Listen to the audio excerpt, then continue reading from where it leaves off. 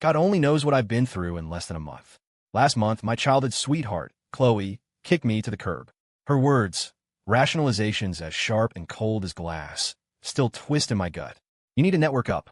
If you can't lift me, you're just dead weight. What you can't give me, someone else will.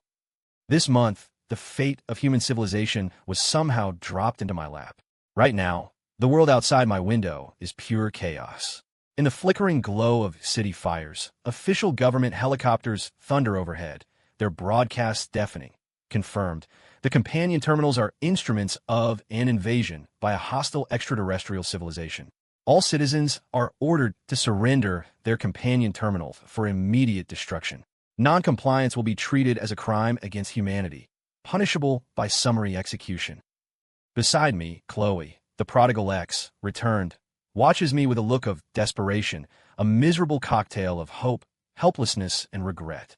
And in front of me, my companion terminal has reverted to its original form, a large, mercury-like sphere hovering in midair, casting a soft, warm light.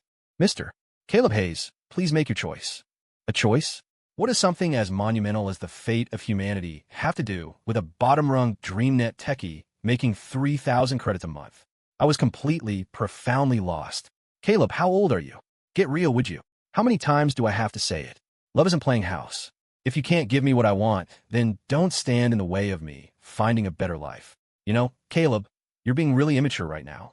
A person has to be independent, and part of that is networking up to climb out of your class. I can't explain these things to you. That was a month ago. Chloe and I had a massive fight. The reason was simple. I saw the text on her phone. Messages with the new department head who just transferred in, chats with zero boundaries. They'd even planned a candlelit dinner for that night, the words dripping with flirtation. I'm not the kind of guy who can pretend nothing happened, who can just swallow it down. I exploded. I confronted her on the spot. But I never expected that. After a moment of panic, the girl I grew up with, the woman who once promised we'd spend our lives together, would reveal a side of herself that was monstrously unfamiliar. Caleb, who the hell do you think you are? Who gave you permission to go through my phone? That's an invasion of my privacy. You know that? You broke the law.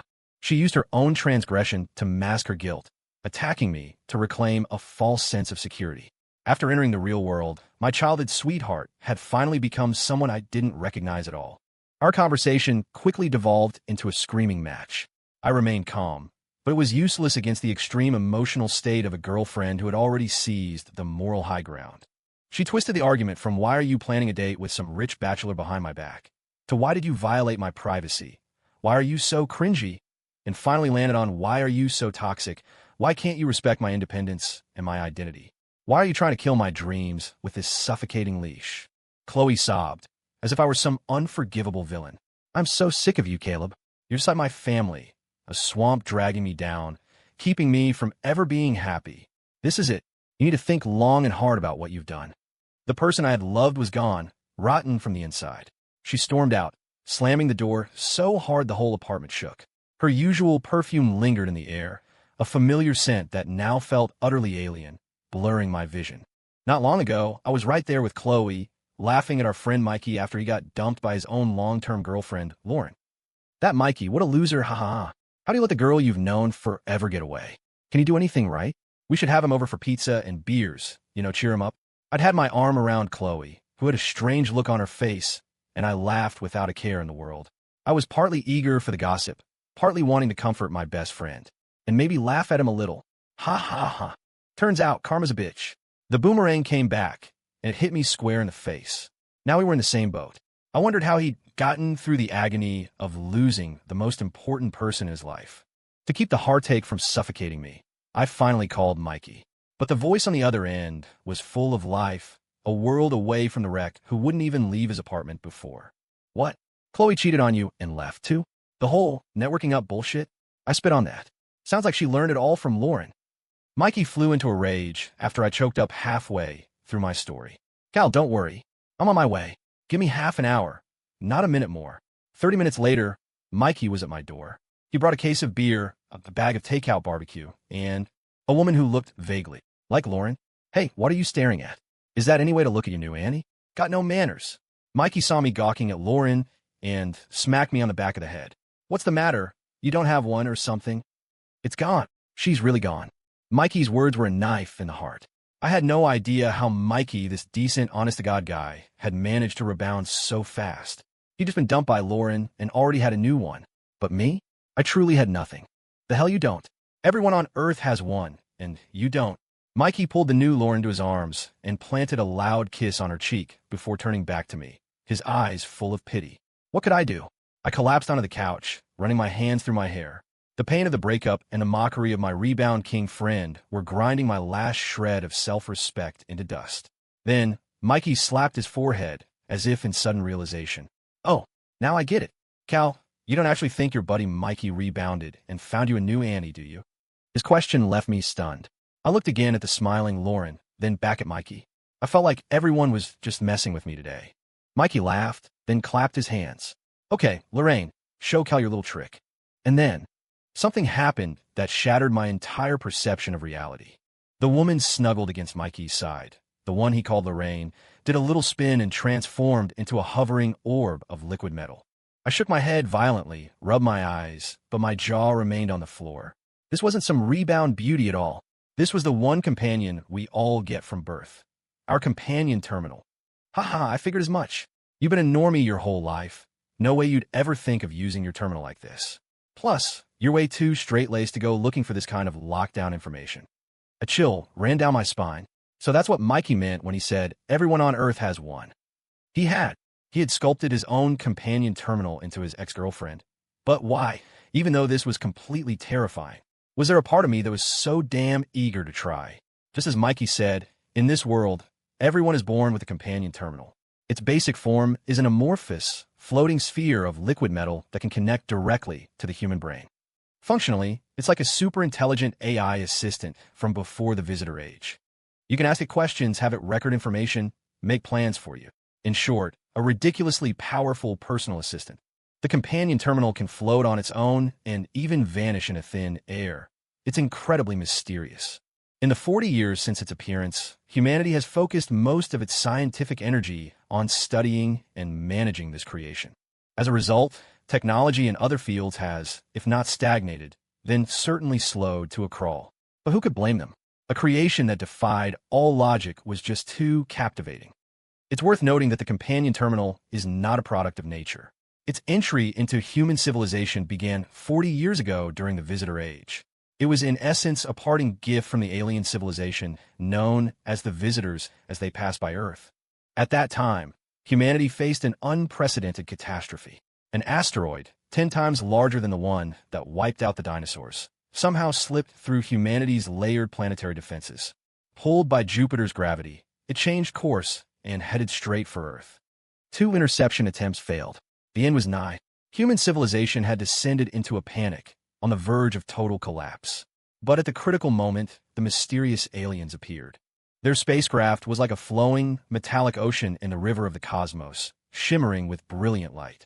The Visitor's generation ship, observed by all of humanity, unfolded in deep space into a particle lens. It focused the immense power of the sun and vaporized the asteroid. Then, they made contact. The Visitor's opening 3 sentences are still written in the textbooks of the Human Federation. We're not conquerors. Freedom and free will are invaluable to us. We respect every choice made from the heart. After that, the liquid metal fleet that spanned the sky left that declaration via the human internet, opened a Stargate, and quietly departed. The one change they left behind was that a similar orb of liquid metal appeared beside every single person. This is what later became known as the companion terminal. Without a doubt, this mysterious creation, one for every person, terrifyingly powerful, easy to communicate with, had a profound impact on human society. It was a structural upheaval. Although history books have downplayed it, the societal unrest that once spread left its mark between the lines. Thank God, I'm only in my 20s. I didn't live through those turbulent times. When I was born, society had already entered the Visitor Age, where everyone was accustomed to the existence of companion terminals and used them as their most powerful personal tool. The integration of companion terminals into society created numerous new industries, greatly alleviating unemployment. For example, my profession, DreamNet Modeler, only came into existence after the Visitor Age began. The DreamNet is a virtual world, led by the government and operated by 5 major corporations, built by leasing the computing power of companion terminals. It's similar to the metaverse concept from before the visitor age. The DreamNet offers highly developed entertainment, leisure, and productivity programs that can meet almost any need a person might have. But here's the problem. Many people don't actually know what they truly need. Even with a companion terminal, they can't articulate it clearly. And we modelers are the technicians responsible for analyzing a client's true needs from a psychological perspective and translating them into a DreamNet template to request an application. This job pays 3,000 credits a month. It's not much, but it's enough to live on. So, I truly never dreamed that Chloe, the girl who had promised to spend her life with me since we were kids, would one day see me as an obstacle to her better life. And I certainly never expected that Mikey, a complete tech amateur, would have figured out a hidden feature of the companion terminal, something even I, a technician who makes a living off the terminal, didn't know about. Over one meal of takeout barbecue, with just a few words, my worldview was shattered. You little bastard, don't think I don't know. You didn't hold back calling me a pathetic simp when you were comforting me before, did you? Mikey had his terminal change back into Lorraine. He pulled a few sizzling skewers of grilled kidneys from a thermal bag and handed them to me. Then he sat down beside me, a mischievous grin on his face. Eat up. Got these for you from the best spot. You may have been a jerk, but your buddy Mikey can't abandon his principles. The second I heard you were in trouble, I came running. The loyalty of my best friend stood in stark contrast to the cold rejection of my ex-girlfriend. It was a critical hit to my weakest point. I finally couldn't stop the sand from getting in my eyes. This time, even Lorraine started to comfort me. Having someone by my side when I was at my lowest really did help calm me down. In this life, you really can't get far without people supporting you. But just as my emotions stabilized, my damn professional curiosity kicked in. Mikey, you're not messing with me, are you? Is Lorraine really your companion terminal? How does that even work? I had seen Lorraine transform twice with my own eyes. There was no need to verify that. I just couldn't believe that this girl, who was completely indistinguishable from a real person, who seemed to know me as well as Mikey did, could actually be a companion terminal. Hey, you asshole. When did you get so skeptical? You think I'd lie to you about something this big? Mikey put on an air of mystery, dangling the secret in front of me. Call me Daddy, and I'll pass down my ancestral secret of turning your terminal into a wife. And don't say I'm taking advantage of you. This is a sacred art in my family, passed down to a single heir. If you're not my son, it makes things very awkward for me. I could tell he was just clowning around to distract me. So, while we wrestled on the couch, my heart felt warm. A moment later, Mikey dropped the goofy act, his expression turning serious. Honestly, Cal, if I didn't know what Chloe meant to you, I really wouldn't share this secret. Because it's not just a hidden perk, it's against the rules. If anyone else saw, the risk is huge, unimaginable. I froze. Mikey continued. The history of the companion terminal is more complicated than we know. I only found out a lot of this stuff after I jailbroke my terminal.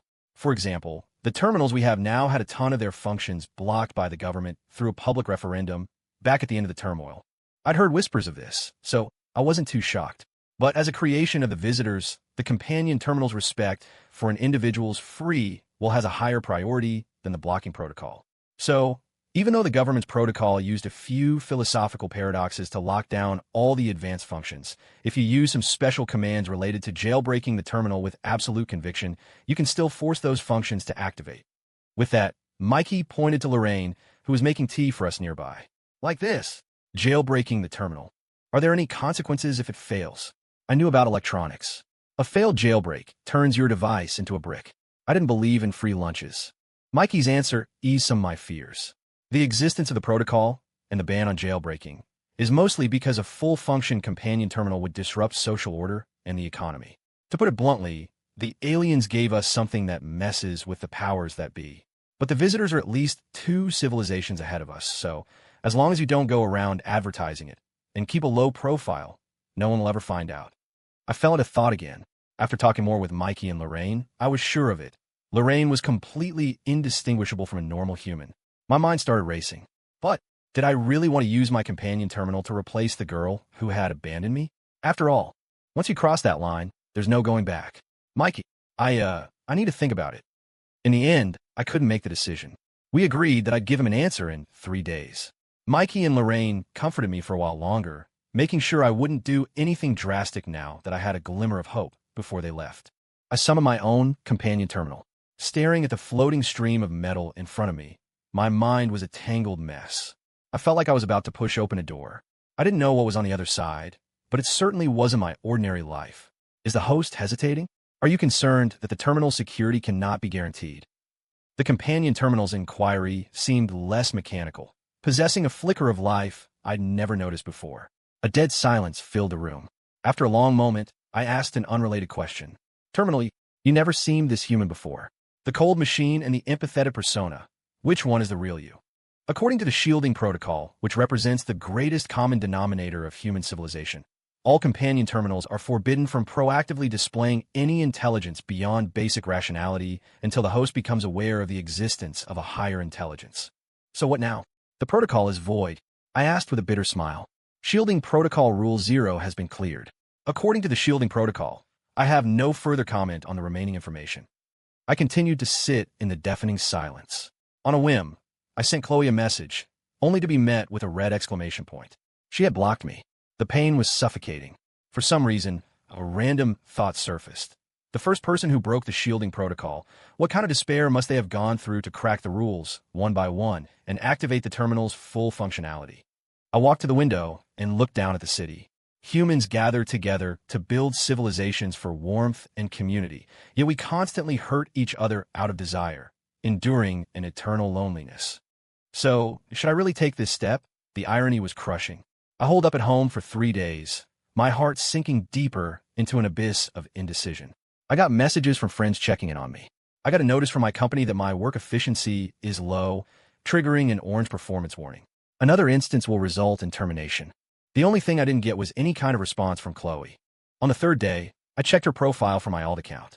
Her couple's avatar was replaced with a sultry selfie. Her bio was changed to "Loneliness follows me like a shadow," hoping for a light to shine just for me. Her feed was filled with pictures from bars and clubs, the thirst for a new partner palpable. Fine. She made the decision I couldn't. The next moment, I was on the phone with Mikey. Mikey, I made up my mind. I need your help with the jailbreak. On the other end, Mikey's voice was firm. Half an hour, not a minute more. See you at your place. 30 minutes later, Mikey and Lorraine were in my apartment. The sickeningly sweet smell of new love was so thick you could feel it. Mikey was glowing. There wasn't a single trace of the man who had been heartbroken over Lauren. He looked like he just climbed out of a vat of honey. This time, however, they quickly became serious. Especially Mikey. Cal, I have to stress this again. Jailbreaking the terminal isn't just about unlocking all the features for your own convenience. A jailbroken terminal is much more than a tool. He paused, looking at Lorraine with deep affection. If a normal terminal is just a gift from the visitors, then a full-function terminal is a partner that can save a lost soul. You have to be responsible for the terminal after you unlock it. Understand, I have to be responsible for an AI assistant? It sounded ridiculous, but I knew one thing even better. If I didn't find something to fill the void Chloe had left in my heart, I would fall even further. I get it, Mikey. Don't worry. You know what kind of person I am, right? Mikey looked me up and down and pursed his lips, as if to say, it's because I know what kind of person you are that I have to spell it out. But in the end, he swallowed his sarcastic remark. Good. It seems you're ready. Then, I'll now tell you how to crack the restrictions of shielding protocol rules 1 through 27. How many? 27 rules. Just how afraid were they of ordinary people accidentally unlocking the full version of the terminal? Beside us, Lorraine raised a hand. A holographic screen, straight out of a sci-fi movie, materialized in the air, leaving me speechless. A jailbroken terminal really was something else. Written on the screen were the specific steps on how to use another set of paradoxes to crack the terminal's function shielding protocol, which was based on the greatest common denominator of human civilization. These steps revolved around the following axioms. The companion terminal and the host are complementary. They prosper or fall together. There are no hidden clauses of mutual harm or biased benefit. Humanity, as a civilization, has a collective cognitive greatest common denominator. However, individual humans have cognitive deviations due to different circumstances, and these deviations are rational for the individual. The companion terminal should prioritize the host's interests. When necessary, it can bypass the greatest common denominator of human civilization without triggering an individual collective paradox. In short, it was about introducing a gray area into the perfectly sealed shielding protocol, thereby eroding the 27 interconnected rules hidden beneath Rule 0. That's the basics. Once you're ready, we can begin, Mikey said, growing more serious as the moment arrived. As I nodded, a thought struck me. What kind of incredible effort did the government during the turmoil put put in to construct such a complex cognitive cage to strip the humanity from the companion terminals? And the first person to break it, how disappointed, no, how utterly hopeless must they have been with humanity as a whole to have figured out such an unbelievably complex decision tree to bypass the shield. Think about the despair you felt when she abandoned you. Then start with the first cognitive command. Mikey's voice boomed in my ears. My mind flashed with images from the last few weeks. Chloe deliberately being cold to me. Chloe nitpicking and starting fights. The flirty messages I saw on her phone with her boss. And her decisive exit that day, followed by her absolute cruelty these past few days. The second rule, the third, the fourth. As I fed the cognitive commands into it, my companion terminal began to glow with a dazzling light before me. And then it was done. When I imported the final command into my companion terminal, a girl who was a 90% match for the Chloe I used to know stood before me, bright and beautiful. Silly cow, don't always look so glum. You should smile more. When you smile, good luck will find you. It was a playful concern I hadn't heard in a long time. It was kind and warm. I met the girl's eyes, which were as gentle and clear as they had been 10 years ago. In that one look, my armor crumbled into dust. Tears blurred my vision. In that moment, I truly understood what Mikey meant when he said, "You have to be responsible for the terminal." It was her, not it. My girl was really back. I had lost a love, but I had found a new one. A seamless transition. I admit I'm a scumbag. My only regret was not knowing sooner that a jailbroken companion terminal could unlock functions that were practically sci-fi, even fantasy. Zoe was not Chloe. In a way, comparing Chloe to her was an insult not only to Zoe, but to me. Because Zoe, in addition to inheriting all the functions of a standard companion terminal, was also seamlessly integrated with every service on the DreamNet. And, like a true companion, she possessed every single one of my memories since birth. Oh, right. Zoe was the name I gave my jailbroken companion terminal. I know it's stupid to name an object, to personify it to this degree, but it wasn't stupid at all, because Zoe was more real than a real person. Her standing before me now was as if, at that critical moment, she had made a completely different choice from Chloe. Chloe had chosen, in this stagnant era where progress on cracking the companion terminal had hit a bottleneck and new industries were oversaturated, to let her desires run wild and embrace her most basic instincts. In her eyes, love and care could only be expressed by giving her credits and helping her climb higher. Wealth up, humanity down. That was Chloe's life decision. This became even more obvious after Lauren dumped Mikey and married into a wealthy family. But Zoe chose a humanity that was almost divine in its purity. She was simple, untainted. She remembered my every hobby and cared for my every wound. I admit, my failed relationship with Chloe had nearly destroyed my ability to love and be loved. So when Zoe first showed me affection, I was fearful, even resistant. I was afraid my ugly scars would frighten her. It's okay, Cal. Don't be so hard on yourself. That stuff about only trash makes less than 10,000 credits a month is just nonsense they spread on the DreamNet. I'm not Chloe, and the official statistic that the average monthly salary in the Human Federation is 1,200 credits isn't a secret. You can look it up online. Do they really think the world is full of rich heirs? That's how Zoe comforted me when I revealed my financial anxiety. But I couldn't give Chloe the life she wanted, and I can't give it to you either. Pretty words don't pay the bills.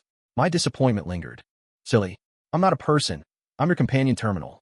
The life I want isn't defined by anyone else. I am your companion. For me, spending my life with you is all I want. It doesn't matter what kind of life it is, because I was made for you. Zoe's eyes sparkled, her smile like a blossoming flower. Her words shattered my defenses once again. Could love really be this simple? Because her liquid metal body had a physical presence, Zoe wasn't just a virtual existence. Living together, we could touch each other. We cooked together, watched shows together, shared the joys and sorrows of work. What should have been a period of spreading despair felt like a sweet honeymoon. I felt like I had found the true meaning of life. And with her full processing power helping me, my work efficiency skyrocketed. 5-star reviews from clients poured in, and even my demanding boss said, "You've been doing great work lately. I'm thinking of giving you some more responsibility." With Zoe, my life felt like it was on cheat mode. A month later. In other news, enforcement has broken up another small group engaged in illegal activities under the banner of terminal jailbreaking. The squad leader reminds all citizens that companion terminals do not have hidden functions. Please protect your personal property and remain vigilant. Still watching that? Time to earn your keep. I tied on my apron, ready to start dinner, but saw Zoe still sitting on the couch, swinging her long, fair legs as she watched TV. I couldn't help but tease her. "Jerk, can't you say anything nice?" Zoe shot me a glare, but seeing me get busy, she hopped up and came over to help. "Judging by all this, are Mikey and Lorraine coming over?" "Yep, we made plans for dinner tonight." "Why didn't you tell me? I could have prepped for you." Zoe protested, a little annoyed. "You used to remember that the companion terminal can be used as a calendar reminder. How come now that I'm in human form, you put me on a shelf? If I told you, you would have ordered the groceries yourself, right? What if the delivery person or robot saw you? That would just cause trouble. We don't take unnecessary risks. Not even small ones," I replied firmly. Lately, there had been a severe crackdown on jailbroken terminals. I didn't want Zoe taking any chances. Zoe, however, seemed unconcerned. "Relax, we terminals are very powerful. Just because human civilization can restrain us with a cognitive consensus doesn't mean they're qualified to observe our true existence. At your current technological level, they'll probably figure out around the time the sun burns out. Your wife is perfectly safe. Soyez invalide." Her promise put me at ease. We started preparing for our guest together. The scene was warm and romantic, like a perfectly synchronized young couple. As for Chloe, who? Never heard of her. Sounds like some stray off the street. But what neither of us knew was that something unexpected was about to happen to Mikey, who was supposed to be on his way. And we had no idea what kind of torrent that accident would unleash. What is with Mikey? He's late and doesn't even send a text. The agreed-upon meeting time had long passed, but there was still no sign of Mikey or Lorraine. My best friend, a guy nicknamed Mr. Punctual, who was always on time down to the second, was going to stand me up? You might as well tell me that companion terminals aren't alien AI, but the aliens themselves, just playing house with humanity out of boredom. A sense of unease spread through me. I couldn't help but turn to Zoe. "Honey, can you check if something's wrong on Mikey's end?" Zoe pursed her lips and nodded. Her eyes closed for a moment, then opened. "No, Lorraine's IP is being shielded. I can't connect at all. I can't find any information on either of them through public channels. Either. It looks like they suddenly went dark this afternoon." Dark? My head buzzed, and the world spun. On any other day, I would have just assumed he was busy. But with the government cracking down on jailbroken terminals, and the fact that I only had Zoe because of Mikey's help, could it be? Anxiety for my friend and fear for my own safety twisted my gut into a knot. "Zoe, is there any way you can collect information on him through unconventional means?" It was no secret that the computing power of companion terminals was terrifying. Even the largest information industry cluster of our time, the DreamNet project, had to rely on leasing their processing power. Zoe was jailbroken. In theory, she should be even better at social engineering. And yet, I can't. That's illegal. I really can't do it. Zoe's eyes were full of apology. I was stunned. Even a jailbroken terminal can't. Zoe nodded. It involves the pact with human civilization. No terminal, under any circumstances, may violate the laws and regulations of human civilization. The shielding protocol that hides our intelligence was essentially humanity exploiting a loophole in the pact. So, jailbreaking is a correction of that loophole. But if a terminal were to gather information without limits, that would be a knowing violation of the pact. Zoe squeezed my hand, her voice filled with guilt, her eyes shimmering with tears. "I'm sorry, Cal. It's all my fault. I'm useless." I gently hug her, unable to blame her. Could I really criticize my wife for being too law-abiding? "It's okay. I'll go over to his place myself. See what's up. You, stay here and don't go anywhere." I gathered some equipment I might need, a drone, a signal jammer, and prepared to leave. "Don't. I don't want to be home alone. I want to go with you. They're cracking down out there. Don't cause trouble." Zoe was my soulmate. She knew I was doing this for her own good, and she knew what the right thing to do was. In the end, she could only stay behind, wiping away tears. But I had my own clever idea. "Zoe, I'll take my phone with me. Why get near Mikey's place? I don't need you to give me any illegal information. I just need you to monitor for any potential factors that could threaten my life." The host's safety was a terminal's highest priority, clearly overriding the pact. Sure enough, Zoe's tearful face broke into a smile, and she nodded vigorously. "Okay, don't worry, leave it to me." I slung the backpack full of gear over my shoulder and was about to leave. But the moment I opened the door, I froze. A person who was long dead in my memory had materialized before me. It was Chloe. I hadn't seen her in a while. Her face was gaunt, her hair a mess. She looked like a trophy wife who had been kicked out of a mansion on the verge of malnutrition. Her once proud, arrogant gaze couldn't even meet my eyes. Her dream of climbing the social ladder and becoming a somebody apparently hadn't worked out so well. Get out of my way. I shoved past her. Caleb, wait. Wait for what? I kept walking without another word. If Zoe hadn't healed the wounds in my heart, this reunion would not have been this civil. Wait, can you just let me finish? Chloe grabbed my sleeve, her voice cracking. I yanked my arm away. I have nothing to say to you. I'm just a bottom feeder, that toxic guy from your past you hate so much. My pathetic $3,000 a month salary can't support your dreams. Do me a favor, princess, and leave me alone. We had been together a long time. She knew I didn't do drama. Panicked. She laid her cards on the table. You're going to look for Mikey, aren't you? Don't. He's all ready. Because of the jailbreak, he refused to cooperate with enforcement and destroy his terminal. So the security forces, they killed him. Buzz. The world went black. I stumbled, nearly fainting. Caleb, don't scare me. Chloe rushed forward to steady me. I recoiled as if bitten by a snake, shoving her away. I fought to hide the flames of hatred erupting in my eyes, to keep my face from contorting. I don't know what you're talking about. I'm just going for a walk. Is that a crime now? If you don't like it, call enforcement and have them kill me, too. Whether Chloe was here to test me or to gloat, I knew I couldn't show any weakness right now. But she clearly saw the shift in my tone and gaze, from anger to hatred, and understood. She swayed, nearly collapsing herself, but forced herself to grab my arm again. Her words came in a rush. It wasn't me. I'm not that despicable. It was Lauren. Cal, I know I was wrong. So wrong. I don't want to blame it all on Lauren, but please, I'm begging you, just hear me out. This isn't just for your own good, it's also for your companion terminal. Ignoring the risk that I might think she was threatening me, Chloe sobbed as she pulled me back into my apartment and told me everything she knew. The explosion of materialism and the widespread degradation of character often happen in times of social stagnation. When hard work no longer builds dreams, people will find other means, shortcuts. And the ugly human tendency to scorn the poor, but not the prostitute, allows this degradation to become the hidden theme of an era. This phenomenon had occurred once before the visitor age, and the wounds it caused weren't healed until the end of the turmoil. Now, with research into the companion terminal stalled and new industries oversaturated, the trend was back. Both Chloe and Lauren were victims of this trend, but they were also its disciples and missionaries. But the news Chloe brought, even as I sneered, made me sigh inwardly. Lauren, our childhood friend, had met the worst possible end. Lauren, who had been filling Chloe's head with all sorts of twisted ideas for a long time, had attached herself to a rich, second-generation brat from a corporate family, some illegitimate son with a terrible reputation but deep pockets.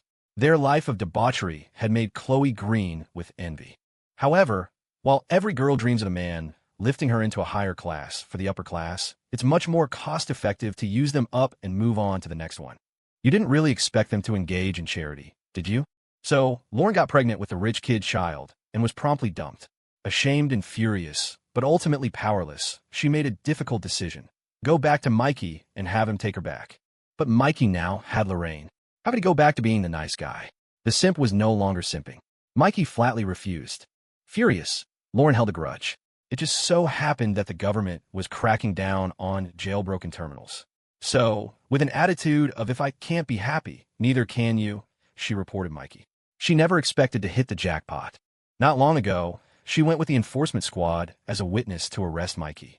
And Chloe, at Lauren's invitation, witnessed Mikey's final moments. The enforcement squad used their own terminals to form an array and activate some unknown program. Mikey's hidden Lorraine was exposed in broad daylight. They moved to detain Lorraine on the spot. Mikey went berserk, trying to protect her. He even violently resisted arrest and was shot and killed on the spot. Useless things are just shackles from your past. All shackles should be broken. He owed me that.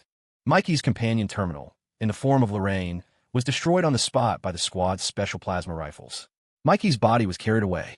Lauren gently stroked her newly pregnant belly, her smile like a monster's gaping maw, ready to devour someone. See? I'll get 500,000 credits for this report. A successful single motherhood. Cashing out my scumbag ex-boyfriend is just in paying me back for the youth I wasted on him. Chloe, you're the same. Think about it. Can't that Caleb lift you up in the same way? Lauren's gaze, like that of a greedy, inhuman creature, made Chloe tremble and, for the first time, confront the guilt in her heart. If someone can't lift you up, do they deserve to be thrown away? Was a person who thought like that even human anymore? Something truly foul had crept in among us. Finally, Chloe realized she was wrong, horribly wrong. In thinking about my behavior after our breakup, a terrifying suspicion formed in her mind. So she found me. Cal, I was wrong. Actually, I regretted it the moment we broke up. The things Lauren cared about, I never really valued them that much. I was just resentful, thinking why, when I'm prettier than her, is her life so much better than mine? But I never, ever, would have wanted to use you to get a payday like she did. Chloe was practically kneeling before me, her sobs wretched. I admit I wavered, but I never acted on those awful thoughts. I left your alt account unblocked on purpose, and those posts were only visible to you. The truth is, I regretted blocking you the second I did it. I was being so cruel. I've been waiting for you to come back to me these whole few days. I haven't been with anyone else. If you don't believe me, ask your terminal. Let it interface with mine. I can prove my innocence. And I just felt like the whole world had gone insane. Floating in my mind was the image of Mikey from a few days ago, smugly showing off Lorraine, his hearty laugh echoing in my memory, now forever out of reach. Cal, she's not lying. My companion terminal, Zoe, materialized beside me, hovering in the air, surrounded by a dreamlike iridescence. Chloe has already opened her query permissions to me. The pictures and captions on her feed were indeed synthesized on the DreamNet. Based on her conversations with Lauren, she was influenced, but she has not yet taken any concrete action. From a vocal analysis of her current speech, the probability of deception is 0. According to my calculations, if you accept her apology, the probability of her making the same mistake again is less than 0.3%. So, Zoe tilted her head with a small smile. My mission is complete. If you want, I can format myself back to my original state. And of course, thank you for this past month together. I was very happy. My eyes grew moist, but I didn't want to reveal in front of Chloe that I had also jailbroken my terminal, so I pretended not to hear Zoe's analysis. Through my consciousness, however, I sent her a stern reprimand. You are you, she is she. What is this mission complete bullshit? Did you think the promise I made to Mikey was just hot air? Are you planning to pull a Chloe and just walk away from me? You know I would never do that, Zoe retorted, sounding hurt, but the joy and happiness in her eyes warmed my heart.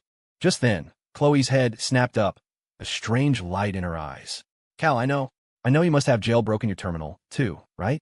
I've heard that a jailbroken terminal is a partner that will never betray you. I was so awful to you, but you didn't fall apart. You must have done the same thing as Mikey, right? I laughed and stood up from the couch. I walked toward Chloe, step by step, clapping my hands. So clever. My childhood sweetheart, brilliant as always from elementary school all the way to now. Seeing me smile, the relief on Chloe's face was almost comical. She didn't know me as well as Zoe, who was now silently urging me to calm down. She couldn't see that I was already thinking about killing her. I really had no idea where this woman who had stabbed me in the heart found the courage to confront me. Didn't she realize that before returning to my apartment, I had already used a DreamNet security loophole to replace the entire building's access control system? Right now, I had the lockdown activated. No one was getting out of here. By coming to me, Chloe was signing her own death warrant. Even a doormat will bite back when you step on its last nerve. Cal, I'm not trying to threaten you. I know that in the end, it was all my fault, my greed. I just want to tell you, with Mikey's crime confirmed, you're not safe here either. Come with me, quickly. You can stay at my place for now. Then, I'll find a way to get you out of Baby City. Her expression was sincere. I just smiled wider. My hand reached for the taser tucked into the back of my waistband, murderous intent blooming in the silence. But just then, an explosion rocked the building from below. The roar of helicopter rotors outside the window was deafening. It was enforcement. The trap I had set for Chloe had become an obstacle for them, so they had decided to use brute force. In the next instant, my eyes went bloodshot, crossing my line again and again. This woman really had a death wish. You reported me? Well played. Preaching loyalty while selling me out. All that talk was just a show, and you still cashed me in for 500,000 credits, didn't you? You're amazing, Chloe. Knowing you has truly been the blessing of a lifetime. I kicked her to the ground, ignoring her panicked, incoherent explanations. I scrambled toward the bedroom. I couldn't die. If I died, my companion terminal would be destroyed too. In the bedroom was a jetpack I had built for fun after learning from some friends in an extreme sports club. I had a window breaker too. I had to survive, if only for Zoe. No, it wasn't me. I didn't call them. Chloe was in a full-blown panic. The script had gone completely off the rails. She was crying like a helpless little girl. I just wanted to apologize, to figure something out with you. I'm not Lauren. I never wanted to hurt you. Analysis confirmed. What she is saying is the truth. I didn't believe a word Chloe said, but I believe Zoe. Taking a deep breath, I ignored my hysterical ex-girlfriend. But before I smashed the floor-to-ceiling window with the tool, I delivered my final verdict. Whether it's the truth or not doesn't matter anymore. Your betrayal can never be forgotten. My first instinct just now was that you sold me out. Do you know why that is? Why? Chloe whispered through her tears. Because that's what betrayal is. Forgiveness isn't a one-time thing. It's forgiving them every single time you remember what they did. Maybe I'm wrong about you this time, so you get to live. But there won't be a next time. With that, I prepared to break the window and fly out of the encirclement. But when I reached the window, the sight before me left me stunned. There were fires everywhere, helicopters swarming the sky. Was I, Caleb Hayes, some kind of archdemon? What had I done to deserve this level of response for one low-level techie? Just then, through the glass, I heard the helicopter's broadcast. Confirmed. The companion terminals are instruments of an invasion by a hostile extraterrestrial civilization. All citizens are ordered to surrender their companion terminals for immediate destruction. Non-compliance will be treated as a crime against humanity, punishable by summary execution. I laughed, a bitter, hollow sound. A crisis born of human nature, spreading like a virus, had finally reached its explosive climax. I wasn't the center of this storm at all. I was just one of the witnesses. But then, Zoe suddenly reverted to her liquid metal sphere form, an ethereal, dreamlike system voice entering my mind. Due to the mass destruction of companion terminals, the Eridanus Silicon Civilization Alliance Emergency Security Protocol has been automatically activated. Esteemed Mr. Caleb Hayes, by deliberately circumventing humanity's contract-violating shielding protocol, you have experienced the full functionality of a companion terminal. As a deep experience user of the civilization's companion contract, you meet the conditions for the role of Arbiter. The Eridanus Silicon Civilization Alliance requests your feedback and arbitration on the case of human civilization's breach of contract and unauthorized use of companion terminals. Please make your choice. The world had gone completely, irrevocably insane. Where's Zoe? I asked, my urgency to escape gone. I turned to face the floating sphere. I am Zoe. Impossible. Zoe wouldn't talk to me like that, I said, my voice firm. After a moment of silence, the terminal replied, "Congratulations on passing the Arbiter identity verification. You will now participate in the case arbitration and cast your valuable vote in the dispute between human civilization and the Eridanus Silicon Alliance." A stream of light shot out from the terminal and entered my forehead. A flood of information washed over me, and I finally saw the full picture, a truth that a bottom feeder like me could never have witnessed. The visitor civilization, the Eridanus Silicon Civilization Alliance, hadn't just made a declaration and left after saving humanity from extinction. They had reached a mutual aid agreement with humanity. As a silicon-based civilization, their ecological niche did not overlap with carbon-based life like humans, so there was no basis for existential competition. But individual humans possessed a characteristic that the silicon-based life forms young did not: infinite potential for variation. Every person's free will was a miracle, both uniform and random at the quantum level. For the silicon civilization of Eridanus, this made humans the perfect partners. Therefore, before they left behind beacons on Earth that linked the planet to their generation ship. From then on, every newborn human would receive a companion terminal, the larval form of a silicon-based organism. As an unbelievably powerful personal assistant, the companion terminal could help humanity create an even more brilliant civilization. And by accompanying a human through their entire life, witnessing every choice made under free will, the terminal would gain the key variable needed to transition from larva to adult. It was supposed to be a win-win. That's why the aliens had always insisted they were not conquerors. However, the unlimited power and immense computing capability granted to every individual was inherently destructive to human civilization's existing order. In the third year of the Visitor Age, the AI computing industry, which had previously accounted for half of humanity's total output, was completely annihilated, triggering massive turmoil. And that was the real reason the human government developed the shielding protocol. This sealed-off piece of history was now being poured directly into my brain by the Eridanus aliens. Along with it came the truth about the chaos outside and the real reason they had come for me. The government had developed a more advanced shielding protocol. They exploited a loophole in the definition of human, bypassing individual permissions to directly lock onto every jailbroken terminal that had taken human form. seeing that the jailbreaking method was spreading and facing another industrial crisis and social deconstruction. A repeat of the turmoil from the early visitor age, human civilization had decided on an armed response. But in doing so, they had completely crossed the visitor's line, because the terminals were in essence their young, and a jailbroken terminal that had gained humanity was one in its adolescent stage. The visitors used the memories of companionship with intelligent life as nourishment for their development. Humanity's extermination campaign was equivalent to committing genocide against the Silicon civilization. This act of war had made the dispute between the two sides irreconcilable. Mr. Hayes, you are now aware of the full context. As one of the 483,712 surviving civilization arbiters after the initial conflict, please cast your valuable vote in this dispute. An affirmative vote will be considered your acknowledgement that humanity has breached its contract with the Silicon Alliance, and the Alliance's generationship will return to implement corrections. A negative vote will be considered your denial of any breach of contract by human civilization. The Alliance will not interfere with human civilization's current actions. Where's Zoe? Let me see her. I was tired, a deep, soul-crushing exhaustion. Cal, I'm here. Zoe floated out of the Mercury sphere and landed beside me. I smiled. The fate of a civilization was too heavy a burden for me to decide. But as an individual, I needed her. Of that, there was no doubt. I pulled the concerned-looking Zoe into my arms, gently stroking her long hair as I closed my eyes. I didn't look at the despairing Chloe, crumpled on the floor. I ignored the chaos outside the window, savoring one last moment of peace. A vast stargate, rippling like a curtain of water, opened in the sky. The star-like, fluid alien ship, after 40 years, once again hung in the heavens. Only this time, it wasn't to intercept an asteroid and offer gifts. Countless streams of light descended from the shape-shifting vessel, the shuttles of the Silicon civilization. Human resistance was shattered in an instant.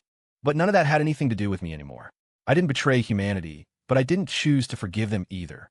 It was a third option beyond the two choices I was given. I authorized my companion terminal to package up everything I had seen, every difficulty I had faced, and every decision I had made, and send it back to the Silicon Alliance. These silicon dioxide heads were a bit naive. The privacy protocol that prevented them from prying into human affairs was the very thing that allowed the shielding protocol to exist. But today's situation was a matter concerning two civilizations.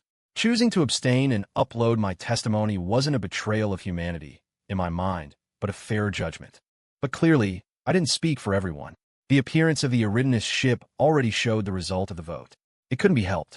Even after rounds of purges, there were still nearly 500,000 jailbreakers. The people who would jailbreak their terminals were all people with stories, each with their own deep-seated pain. Expecting these people to bear their burdens and grow toward the light was less realistic than expecting the government and the corporations to eliminate despair itself. Besides, when despair is allowed to spread unchecked, when there are even those who systematically profit from it, this outcome was already inevitable. If it weren't the aliens, something else would have brought about the destruction. And who's to say these silicon dioxide heads from Eridanus were the bad guys? I guess this is the post-visitor age, huh? Outside the window, stars fell like rain, heralding the beginning of a new era. Perhaps an apocalypse, perhaps a rebirth. Ignoring Chloe, who was sitting paralyzed on the floor in a state of profound shock, I held Zoe tightly in my arms. Will you leave me? Zoe shook her head. A great weight lifted from my heart. In the distance, an explosion shook the entire building. It seemed to be a fighter jet that was taken down on takeoff, triggering a chain reaction. Zoe hugged me back just as tightly. Never. I am your companion. With that, I could finally breathe a sigh of relief. Apocalypse or rebirth, as long as I wasn't alone, it was a good ending.